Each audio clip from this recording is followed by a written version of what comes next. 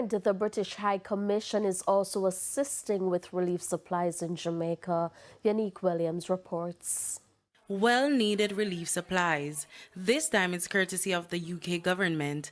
British High Commissioner to Jamaica Alicia Herbert says an additional £5 million in aid has been allocated to assist with recovery efforts in the Caribbean. Shelter kits and solar-powered lanterns are among the items for distribution.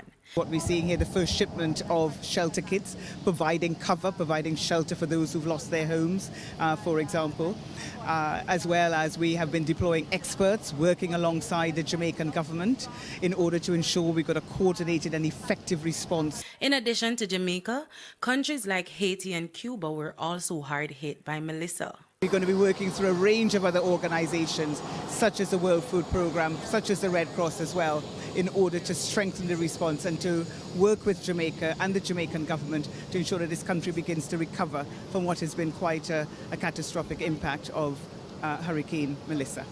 In the meantime, Jamaica's Foreign Affairs Minister, Senator Kamina Johnson-Smith, says the assistance is timely.